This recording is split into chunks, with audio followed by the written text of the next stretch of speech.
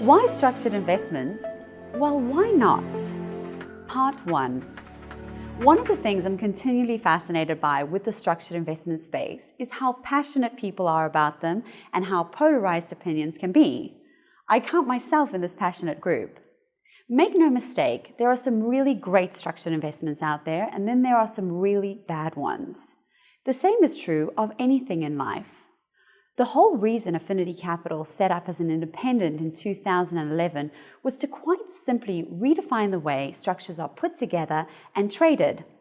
Affinity negotiated trade agreements with all of the major international issuers, and we run our own independent pricing models. This allows for complete transparency and clarity on all structures that we're involved in. Putting the bad examples in the industry to one side and knowing that the Affinity business model separates the wheat from the chaff, this session is firstly about how and why we invest, and then in part 2, why we believe structures are the third way of investing. Okay, so let's start at the beginning. Why do we invest? We invest because we want to provide for our future. We want to take what money we have now and we want to grow it by at least as much as the rate of inflation. Inflation is the rate at which the prices for goods and services is rising. So in the UK, for example, what £100 bought me 50 years ago, I would now need almost £1,800 today to buy the same amount of stuff. The inflation rate globally in 2015 was around 3%, which simply means that things are getting 3% more expensive every year. The human desire to grow our assets and to beat inflation is what drives the financial markets. Once we've built up our nest egg, most people start off with a tangible asset like a house. Once our house is paid off, we save our money in a tax-efficient pension. And this is where it all gets interesting. For the last 100 years, an entire world of investments have been created and sold to us, and this is what makes up the financial markets.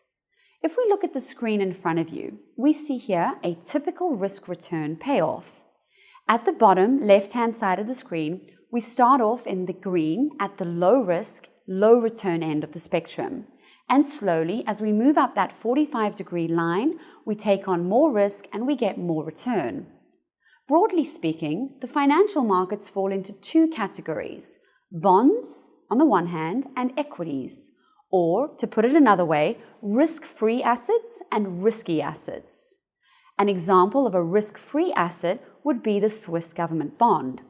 We could deposit our money with the Swiss government, and at present, they would pay us 0 in return. Our money would be super safe. There's nothing safer than a AAA-rated country, but our nest egg would be losing value at the rate of 3% inflation every year.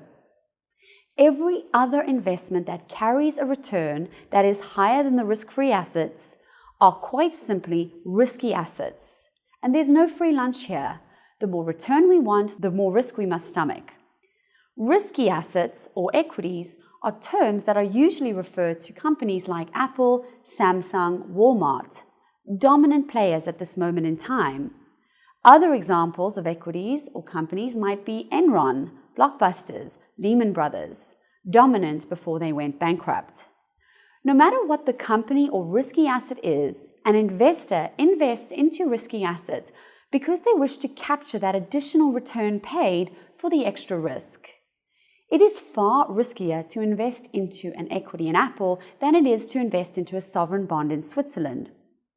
Here is how different investments would compare on a risk-return payoff chart. Starting at the bottom left-hand side with Swiss government bonds, moving to investment-grade corporate bonds, structured investments would sit in the middle, and then equities like Apple, and finally startup companies like fintech companies. Join us for more in part 2.